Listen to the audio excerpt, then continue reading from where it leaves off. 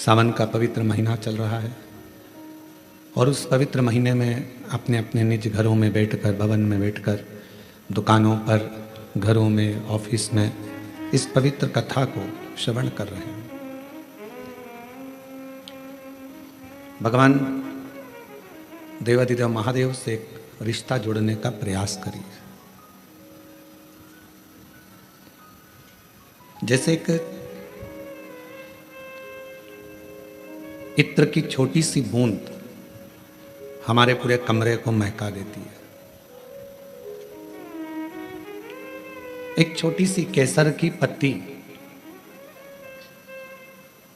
और वो पत्ती भी बहुत बड़ी नहीं होती है, छोटी सी। एक छोटी सी केसर की पत्ती एक भगोनी दूध को पूरा केसरिया कर देती है, उसका कलर चेंज कर देती है। एक बूंद नींबू की बड़े सारे पात्र में रखे हुए पूरे दूध को फाड़ देती है। थोड़ा सा राई जीरा का बघार पूरी दाल में स्वाद ला देता है। हम आपसे ये नहीं कहेंगे कि आप बहुत सारी भक्ति करो या बहुत सारा भजन करो या बहुत सारा भगवान के मंदिर में जाकर बैठो या बहुत समय तीर्थ में जाकर बैठो। आप तो थोड़ा सा, एक बूंद इत्र के बराबर, एक केसर की पत्ती के बराबर, थोड़ा सा राई जीरे के बराबर, थोड़ा सा नींबू की एक बूंद के बराबर, थोड़ा सा भजन, बड़े पात्र में थोड़ा सा जामन पूरे पात्र को जमा देता है, थोड़ा सा बघार पूरी दाल में स्वाद ला देता है, थोड़ा सा केसर पूरे दूध को केसरिया कर देता है, थोड़ा सा इत्र पूरी घर को सुगंधित कर देता है। उसी तरह श्रावण महीने में अगर एक अंश मात्र भी हमने शिव का नाम लिया तो पूरे जीवन भर हमें सुख प्रदान कर देता है। पूरा जीवन, हमारे संपूर्ण जीवन का एक आनंद देने के लिए ये श्रावण का महीना आता है। कल आपने और हमने कथा में सुना था, श्रवण किया था कि माँ प्रसूति ने पूरे सावन के महीने में भगवान शिव की आराधना करी है। केवल माता सती ने ही नहीं, केवल माता पार्वती ने ही नहीं, केवल महागौरी ने या कुष्मांडा ने या चंद्रघंटा ने या स्कंदा ने ही नहीं, सती माता की माता माता प्रसूति ने भी शिव की आराधना करी। और क्यों करी? शिव महापुराण में 2 शब्द दिए हैं कि भगवान शंकर की आराधना करने वाले को भोग का भी सुख होता है और मोक्ष भी प्राप्त होता है। भोग से मतलब क्या है? कोई कामना, आपके जीवन की कोई कामना हो, आपके जीवन की कोई उम्मीदें हो, मुझे ये प्राप्त करना है, मुझे ये प्राप्त करना है, मुझे ये लेना है, मुझे ये प्राप्त करना है, वो उम्मीद है, वो कामना है।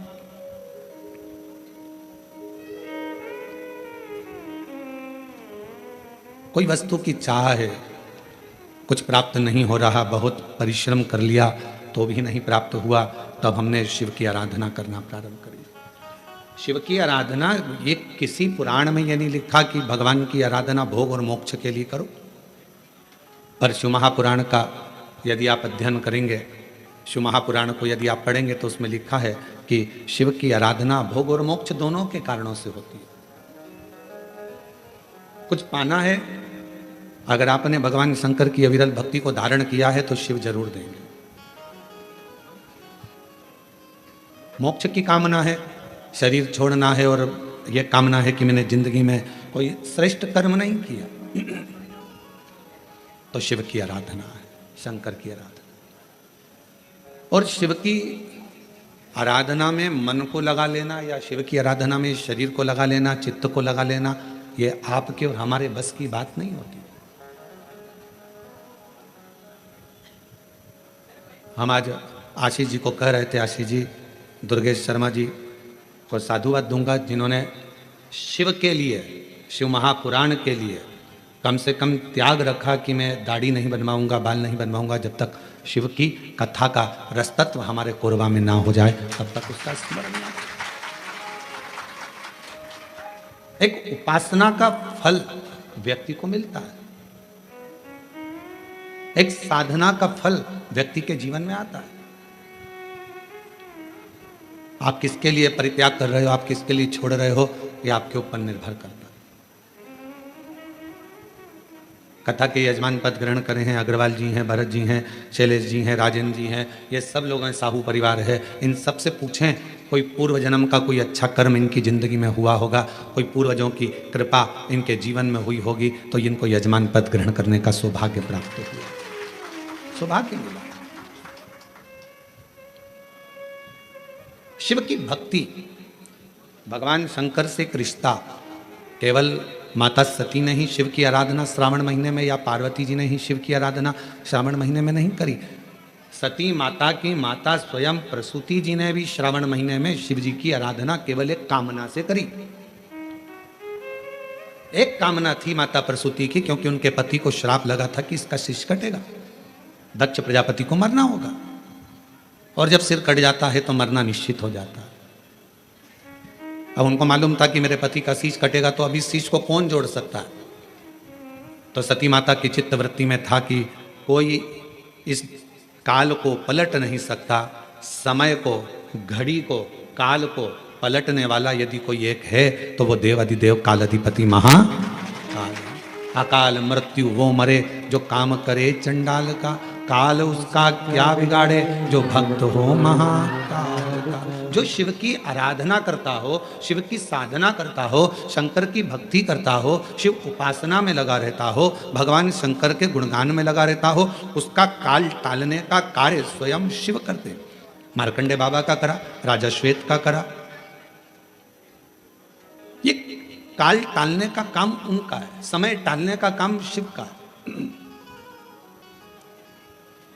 और मैंने तेरे ही भरोसे बाबा, तेरे ही भरोसे हवा बिच उड़ती जावागी, बाबा डोर हतो छड़ी नावे कटी जागी। भोले मैं तेरी पतंग, शंभू मैं तेरी पतंग, हवा बिच उड़ती जावागी, बाबा डोर हतो छड़ी नावे कटी जावागी। भोले मैं तेरी पतंग। एक बात स्मरण में रहे, पैसा आपको वसीयत में मिल सकता है, गाड़ी आपको वसीयत में मिल सकती है, बंगला आपको वसीयत में मिल सकता है, गाड़ी मिल जाएगी, गोल्ड मिल जाएगा, सास का जीवन मिल जाएगा, प्लॉट मिल जाएगा, जमीन मिल जाएगी, खेती मिल जाएगी, बंगला गाड़ी, ये सब पूर्वजों से मिल सकता है, सब कुछ आपको प्राप्त हो सकता है, पर इज्जत वसीयत में नहीं मिलती है, सम्मान वसीयत में नहीं मिलता है, आदर वसीयत में नहीं मिलता है। गाड़ी वसीयत में मिल जाएगी, बंगला वसीयत में मिल जाएगा, प्रॉपर्टी मिल जाएगी, सोना चांदी हीरा पन्ना मिल जाएगा, सब पूर्वजों का मिल जाएगा, वसीयत में मिल जाएगा, पर इज्जत सम्मान आदर ये वसीयत में नहीं मिलता। ये व्यक्ति को खुद अच्छा कर्म कर कर इज्जत बनाना पड़ती है, व्यक्ति को खुद अच्छा कर्म कर कर ये अपने लिए स्वयं निर्माण करना पड़ता है। इसको कोई देगा नहीं, इसको अपना बनाना है। मेरे शंकर भगवान के पास में सोने का महल नहीं है, मेरे शंकर भगवान के पास में हीरे पन्ने के जेवर नहीं है, मेरे शंकर भगवान के पास में बहुत सारा अंबर पीतांबर नहीं है, बस मेरे शंकर भगवान के पास तो एक ही चीज़ है, क्या? तो कहा जिसने विश्वास किया, जिसने मुझ पर भरोसा किया, जिसने मुझ पर विश्वास किया, जिसने मुझ पर दृढ़ता रखी, बस उसी को मैंने सर्वस्व प्रदान कर दिया, उसको मैंने सर्वस्व दे दिया। जिसने विश्वास किया उसको विश्वास के बल पर सब कुछ दे दिया। शंकर भगवान के पास में बंगला नहीं है, गाड़ी नहीं है, भगवान शंकर के पास में अंबर पीतांबर नहीं है, भगवान शंकर के पास में हीरा पन्ना सोना चांदी कुछ भी नहीं है। शिव जी के पास में तो केवल विश्वास है, भरोसा है। और याद रखना, जिसका विश्वास, जिसका भरोसा दृढ़ होता चले जाता है, उसके जीवन में कोई कमी नहीं आती, फिर उसका भंडार भोलेनाथ खुद भरता चले जाता है, फिर उसको भरने में दिक्कत नहीं आती है। विश्वास के बल पर ही सब कुछ है, विश्वास के बल पर ही सर्वस्व है।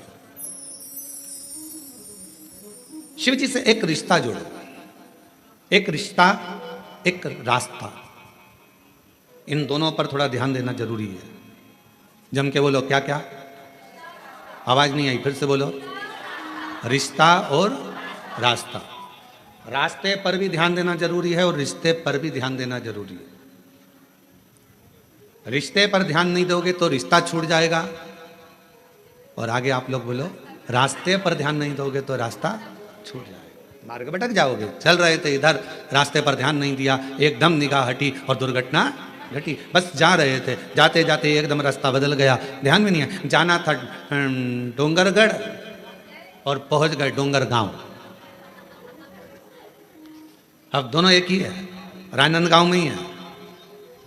अभी डोंगर गांव में तो राघव जी की कथा भी है, 1 बजे से 4 बजे तक डोंगर गांव। 17 तारीख से चालू हो रही है। जो डोंगर गांव के आसपास के हैं वो वहाँ जरूर कथा श्रवण करने के लिए जाएं। तो डोंगरगढ़ और डोंगर, आप रास्ता से अगर भटके तो डोंगरगढ़ जा रहे थे और पहुंच जाओगे डोंगर गांव, कोई भरोसा है? हमारे साथ हुआ है।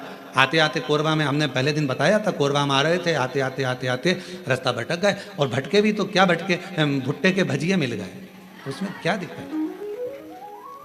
अभी अभी शर्मा जी तिलक करवाने आए थे, तो वो तिलक करवा रहे थे और उनके तिलक के बाद में उनकी धर्मपत्नी गई थी वहाँ, और इतने में आ गई जी हमारी दूसरी जीजी, और दूसरी जीजी आई तो तिलक करवा के चली गई। तो शर्मा जी बोले, ये मेरी नहीं है, ये मेरी नहीं है।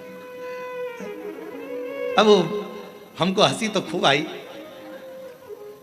खूब हंसी आई इस बात के लिए कि ये मेरी नहीं है गुरुजी। और 1 बार नहीं 3 बार बोले महाराज। तो रिश्ता और रास्ता ये दोनों जल्दी भटक जाता है, और रिश्ते पर भी अपनी दृष्टि रखना और रास्ते पर भी अपनी दृष्टि रखना।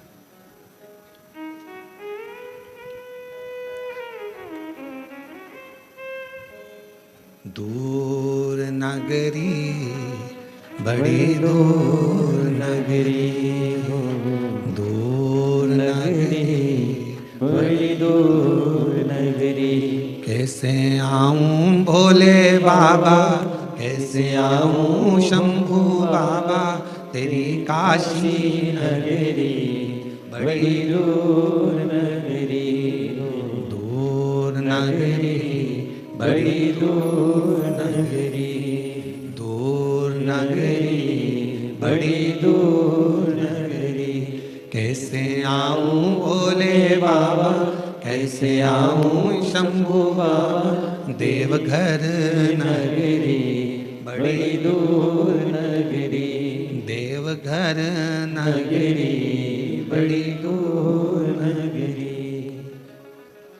धीरे धीरे चलूं तो कमर मोरी लचके, धीरे धीरे चलूं तो कमर मोरी लचके, झटपट चलूं तो, झटपट चलूं तो झलकाए गगरी, बड़ी दूर नगरी, दूर नगरी, बड़ी दूर नगरी। कैसे आऊं भोले बाबा, कैसे आऊं शंभू बाबा, तेरी काशी नगरी, देवघर नगरी। इस जीवन का 2 क्रम स्मरण में रखना और इस पर निगाह रखना, एक रिश्ते पर निगाह रखना और एक रास्ते पर निगाह रखना, कभी भी छूट सकता। एक धर्म पत्नी को चाहिए कि अपने रिश्ते पर ध्यान रखे, पति से कोई ऐसा शब्द का संबोधन ना हो जाए जिससे ये रिश्ता टूट जाए। पति को चाहिए कि अपनी धर्म पत्नी से रिश्ते पर ध्यान रखना, रिश्ते पर निगाह रखना, ऐसा संबोधन ना हो जाए कि रिश्ता टूट जाए। आज के समय में रिश्ते पर ध्यान नहीं दिया जा रहा, बहुत कठिन है। पूरी सोशल मीडिया को खोलकर देखो, रोज अखबार को खोलकर देखो, रोज तुमको रिश्ते टूटते मिलेंगे। एक पति ने पत्नी को मार दिया, एक पत्नी ने पति को मार दिया, एक भाई ने भाई को मार दिया, एक ने ऐसा कर दिया, एक घुमाने ले गई थी महामारी आई, दूसरा वहां गया था वहां मर गया, तीसरा ऐसा कर गया। रिश्ते कलिकाल में, आज के समय में रिश्ते ऐसे टूट रहे हैं कि जैसे फूल डाली पे से टूटता है। निवेदन है कि रिश्ते पर ध्यान देना जरूरी है, रिश्ते पर निगाह रखना जरूरी है। अगर रिश्ते पर निगाह नहीं होगी तो वो टूटता चले जाएगा, छूट जाएगा। रास्ते पर भी ध्यान देना जरूरी, रास्ता छूट जाएगा। और दोनों चीजों का एक सार तत्व है। शिव महापुराण की कथा कहती है कि रिश्ता शिव से अगर तुमने जोड़ा है, भगवान शंकर से अगर रिश्ता जोड़ा है। कई माताएं कहती हैं हमारा मन, हम 1-1.5 महीना तो पानी चढ़ा लेते हैं, 1-1.5 महीने बाद हमारा मन उच्चिष्ट हो जाता है गुरुजी। हम कहीं चले जाते हैं तो फिर हमारा मन नहीं कर पाता मंदिर जाने का, हमारा मन उच्चिष्ट हो जाता है। शिव महापुराण की कथा कहती है अगर आपने जिंदगी में एक बार भी जल चढ़ाना प्रारंभ कर दिया, तुम भले शंकर जी से रिश्ता तोड़ लो, पर मेरा महादेव तुमसे कभी रिश्ता नहीं तोड़ेगा, मेरा शिव तुमसे कभी रिश्ता नहीं तोड़ेगा। बोल बम का नारा है सारी समस्या का हल, मेरा शंकर भगवान आपसे रिश्ता नहीं तोड़ेगा, आप भले रिश्ता तोड़ लो।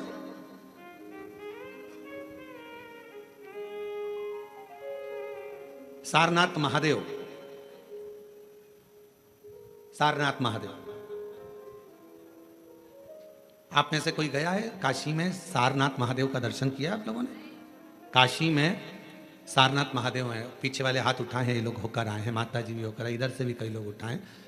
काशी में सारनाथ महादेव हैं, और जो दर्शन कर कर आए हैं उनके चरणों को हमारी तरफ से नमन है, प्रणाम। काशी में जितने भी शिव भक्त कावड़ चढ़ाने के लिए काशी में विश्वनाथ जी के यहाँ जाते हैं, वो सारनाथ जरूर जाते हैं। कौन है ये? कहा एक सारंग ऋषि काशी के नजदीक में रहते थे, भ्रमण किया करते थे, काशी के आसपास का घुमा करते थे। एक दिन सारंग ऋषि के मन में भगवान विश्वनाथ जी को दर्शन करने का भाव प्रकट हो गया।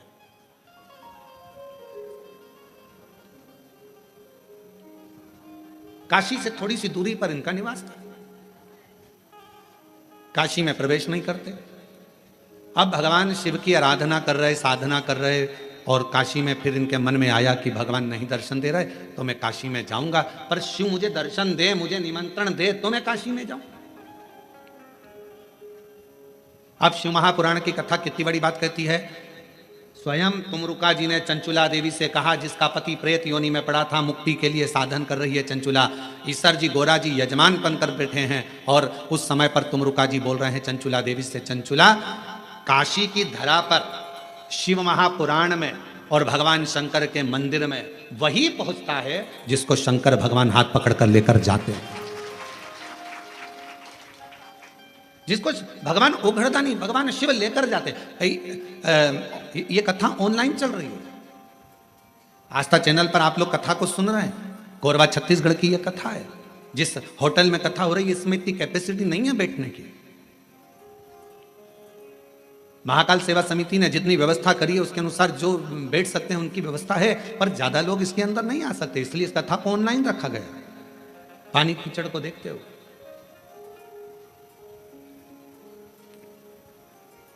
और इतना कंट्रोल होने के बाद, संयम होने के बाद भी यदि आप मान लो कहीं तुमको अंदर जाने का मौका मिल गया और तुम हॉल में पहुंच भी गए, पंडाल में पहुंच भी गए, तो तुम सबसे पहला धन्यवाद शंकर भगवान का देना कि तुम्हारा हाथ पकड़कर यहां तक लेकर, साधुता उसको देना।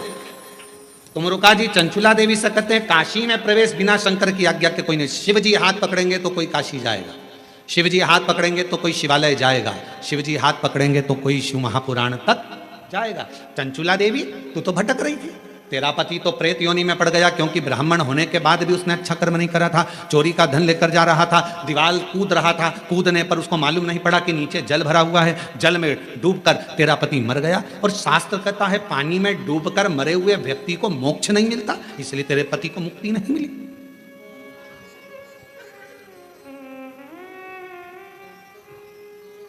पानी में डूबकर मरे हुए व्यक्ति का मोक्ष नहीं है, यह हमारा शास्त्र कहता है। और तेरे पति को मुक्ति नहीं मिली, तेरा पति बिंदुक प्रेत योनि में भटक रहा था। ये कई लोग प्लानिंग बनाते हैं ना, कई माताएं कहती हैं मैं तो कुएं में डूब के मर जाऊं तो अच्छा,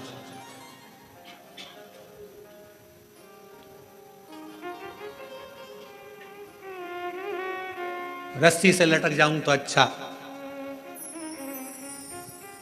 गाड़ी के नीचे आ जाऊं, तालाब में कूद जाऊं, ये सब ओल्ड फैशन है। ये कोई सुसाइड करने का न्यू फैशन है क्या? ये तो सब सुसाइड के ओल्ड फैशन है।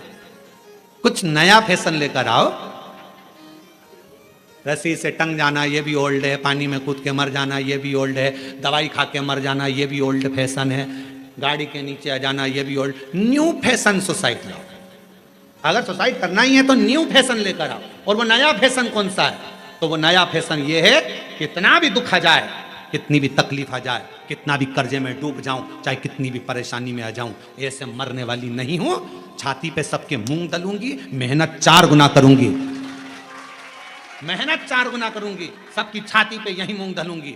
कोई कितनी भी गाली दे, देसी घी की रोटी मल मल के खाऊंगी और खूब दमदारी से जिंदगी जीऊंगी। मरूंगी काय को? रस्सी पे टंग जाना, 2 मिनट में मर जाओ, फिर अगला जन्म, फिर वो बकरी बनो, बिच्छू बनो, इल्ली बनो, छिपकली बनो, कीड़ा बनो। और अभी बारिश में देखना नई नई डिजाइन के कीड़े बन रहे हैं। जो सुसाइड कर कर मरते हैं वो सब यही बनते हैं। ऐसी नई नई जिंदगी, नया नया जीवन, और फिर आखिरी में मरते मरते मरते मरते पानी में, फिर हवा में, फिर वायु में, फिर खोपड़िया में, फिर जुआ बनना, इल्ली बनना। ये सब ये जितने सुसाइड, इसीलिए निवेदन है सुसाइड का प्लानिंग नहीं करना कभी भी जिंदगी में। कितना भी गम आ जाए, कितना भी दुख आ जाए, कितनी भी तकलीफ आ जाए, कितना भी कर्जा बढ़ जाए, कोई कितना भी प्रेशर दे दे, माइंड में कितना भी प्रेशर बढ़ जाए, फिर भी सुसाइड करने का प्लानिंग नहीं करना। प्लानिंग ये करना, कर्जा अपन ने लिया है, तकलीफ अपनी है, अपन निपटेंगे, खूब दमदारी से मेहनत करेंगे। जिनने बोला है, जिनके मुंह चल रहे हैं, उनके मुख बंद कर देंगे, इतनी मेहनत कर आगे निकलेंगे, तब दमदारी है। मालूम पड़े तकलीफ, depression depression depression depression, tension tension tension, मर जा। अब ईमानदारी से बोलो, तुम लोगों से ज्यादा टेंशन तो सीहोर वाले महाराज को रहता होगा। कोई इधर से कुछ बोल रहा है, कोई उधर से कुछ बोल रहा है, कोई उधर से कुछ बोल रहा है, कोई उधर से कुछ बोल रहा है। इसके बाद भी आग लगे बस्ती में, अपन रहो मस्ती में। शंकर के भक्त हैं, मट्टी का शरीर है, एक दिन शमशान जाएगा, राख का ढेर बन जाएगा। जो मरने के बाद इकट्ठे होते हैं, परिवार वाले, कुटुंब वाले, मोहल्ले वाले, मरने के बाद इकट्ठे होते हैं। अगर तुम्हारे जीते जी इकट्ठे होकर तुमको आगे बढ़ा दें तो मरने के बाद इकट्ठा होने की जरूरत ही नहीं पड़ती।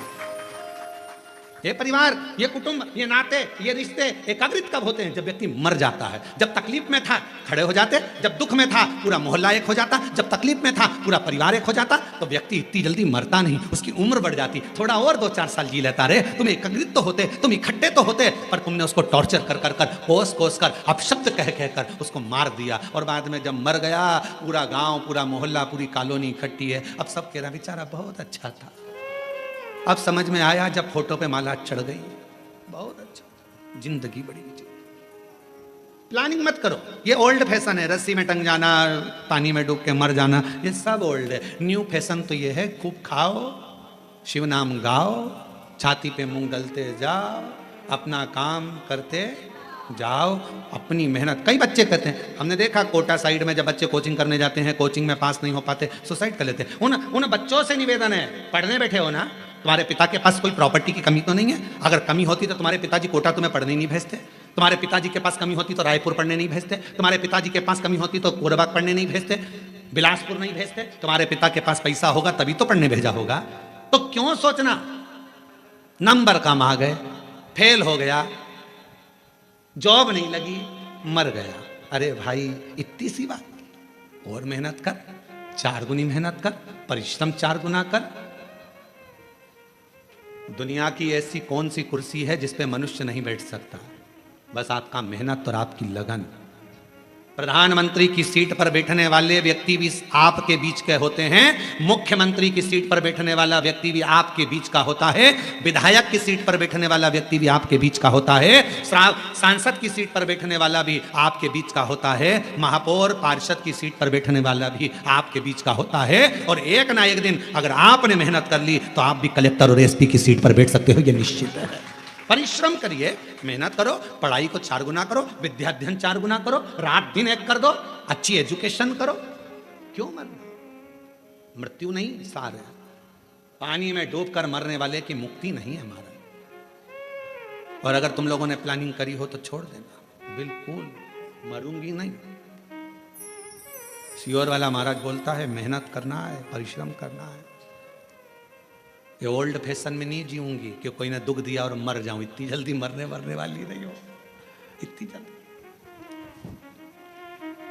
हम तो बाबा के भरोसे चलते हैं, हम तो बाबा के भरोसे चलते हैं। ये दुनिया वाले जलते हैं, ये दुनिया वाले जलते हैं। डमरू वाले के भरोसे चलते हैं, काशी वाले के भरोसे चलते हैं, सीहोर वाले के भरोसे चलते हैं। बिंदु प्रेत की योनि में क्यों पड़ा? क्योंकि वो पानी में डूबकर मरा, पानी में डूब है। चंचुला, तुम्हारा पति कहां पानी में डूबकर मरा? तेरे गांव में। तेरे गांव के लोग काशी में कथा दर्शन करने आ रहे थे, तो उन गांव के लोगों के साथ दर्शन करने काशी आ गए। चंचुला, तुझे नहीं मालूम, तू पहली बार काशी आई और तेरा मन शंकर में नहीं था, तो काशी में साड़ियाँ खरीदने आई थी, वस्त्र खरीदने आई थी कि यहाँ कुछ सामान अच्छा मिलेगा तो मैं खरीद। आज भी बनारस की साड़ियाँ बड़ी प्रसिद्ध हैं। तू तो वस्त्र लेने, आभूषण लेने आई थी, तू काशी में दर्शन करने नहीं आई थी।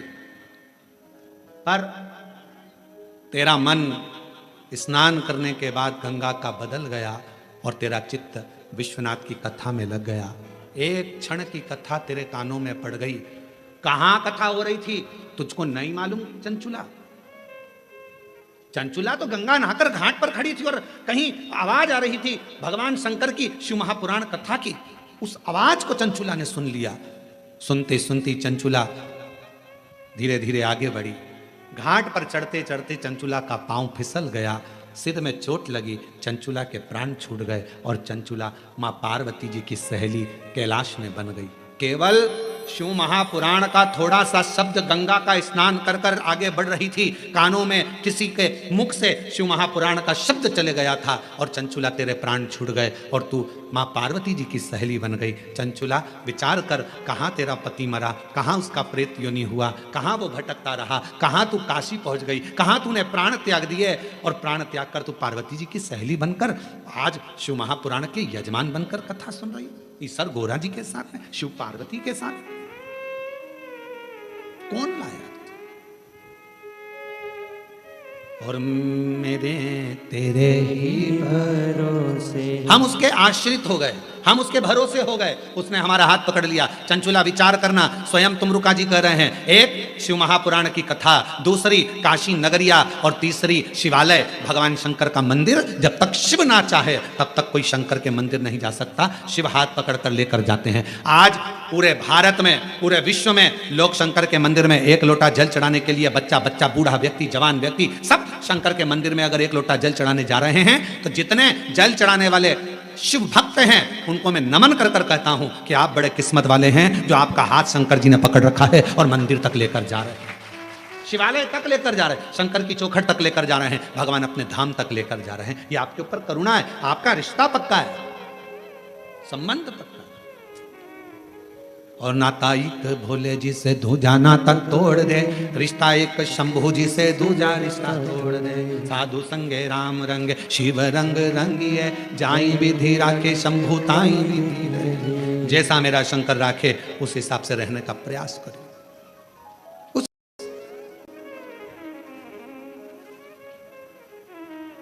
क्यों बैठे हैं? कई भक्त आए हैं भगवान शंकर की कथा सुनने के लिए, कोई कोई कामना लेकर, कोई कामना लेकर। स्वयं तुमरुका जी ने चंचुला जी से कहा, चंचुला देवी, जब शिव महापुराण की साक्षी में, शंकर भगवान की कथा के पंडाल में, शंकर भगवान की साक्षी में जितने लोग ऑनलाइन कथा सुन रहे हैं, टीवी मोबाइल आदि पर, वो सबकी साक्षी आप शिव महापुराण की साक्षी में अगर शिव पुराण की कथा को श्रवण कर रहे हो, भले टीवी पर बैठ सुन रहे हो, चाहे मोबाइल पर सुन रहे हो, पर हृदय लगाकर अगर कथा को सुन रहे हो, तो मेरा भोलेनाथ तुम्हारी झोली जरूर भरेगा और तुम्हारी किस्मत को जरूर चमकाएगा। ये निश्चित है। वो शिव है, एक पत्र है, देखिए।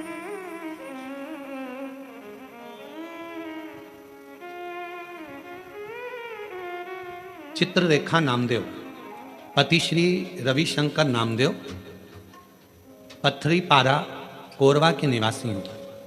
कहीं बैठी हो तो हाथ हिला सकती हैं। पथरी पारा कोरवा की निवासी हैं।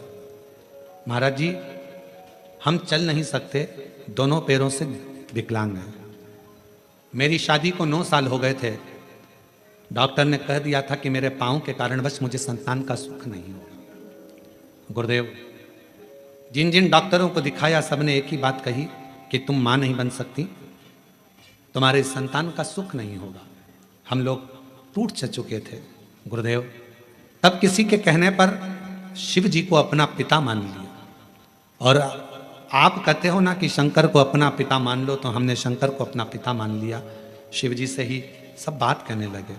गुरुदेव, बाबा भोलेनाथ से कहती, अगर मैं कितनी भी पापी हूं ना बाबा, पर मेरी गोद जरूर भर देना।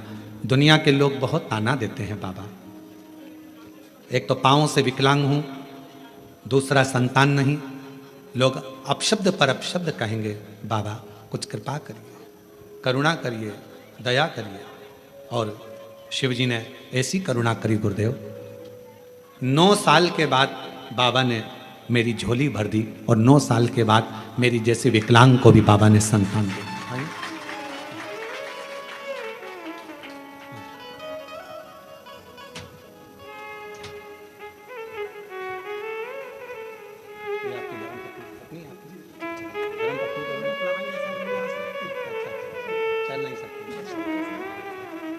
पत्नी चल नहीं सकती है, दोनों पाँवों से विकलांग है, इसलिए बच्चे को और उनको लेकर नहीं आए हैं। ये उनके पति हैं। एक बार जोरदार ताली बजाकर साधु।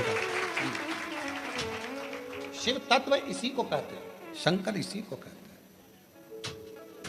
और तेरी कृपा का क्या है भरोसा, कब किस पर हो जाए जरा सी हम पर कर दो, जरा सी हम पर कर दो।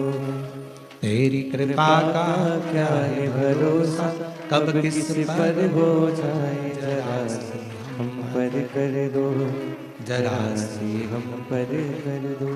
जिस पर भी हो गई तेरी कृपा करुणा, वो भव पार हुआ, भव पार हुआ। जिस पर भी हो गई तेरी कृपा करुणा, वो भव पार हुआ, भव पार हुआ।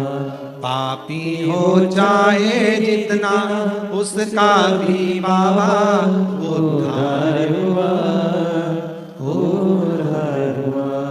गिद्ध अजामिल गणिका जैसे तेरे मन को भाई, जरा सी हम पर कर दो, जरा सी हम पर कर दो। तेरी कृपा का क्या है भरोसा, कब किस पर हो जाए जरा सी हम पर कर दो, जरा सी हम पर कर दो। आप उससे प्रार्थना करो, विश्वास की प्रबलता रखो।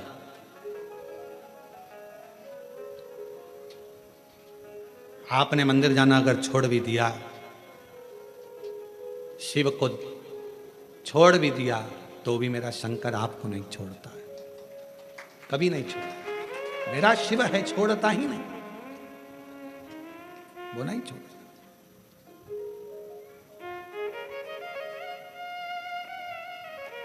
सारनाथ भगवान की कथा कर रही है।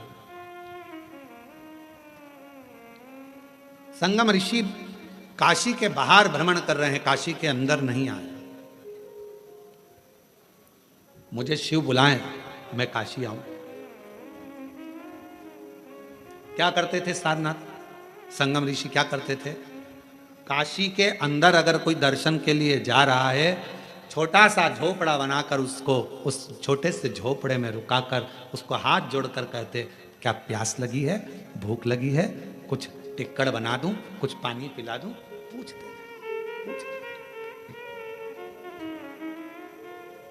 कभी मौका लग जाए, बाबा यदि आपके भंडार को खूब भर दे और तुम्हारी झोलियां अगर मेरा शंकर भगवान खूब खुशियों से भर दे, तो प्रयास करना कि तुम्हारे नगर में, तुम्हारी कॉलोनी में, तुम्हारे क्षेत्र में, तुम्हारे गांव में कहीं शिव महापुराण की कथा हो रही हो और वहां शिव भक्त अगर आए हों, तो अगर भगवान तुम्हें भंडार भर कर दे दे, तो एक बार वहां के आए हुए शिव भक्तों को पानी पिलाकर, कुछ खिलाकर मुंह जरूर झूठा कराना। उसका फल,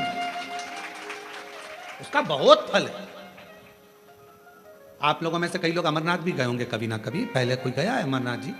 अमरनाथ जी गए हो आप लोग? तो अमरनाथ जी गए होगे तो वहां बड़े बड़े लंगर चलते हैं, बड़े बड़े भंडारे चलते हैं। भूखे को भोजन, प्यासे को पानी, जय बाबा बर्फानी, जय बाबा बर्फानी। वहां लंगर चलते हैं, बड़े बड़े भंडारे चलते हैं। क्यों? क्योंकि बाबा उनको उतना दे देता है, फिर भंडारा कर कर जाते हैं, फिर दे देता, मुख झूठा जरूर।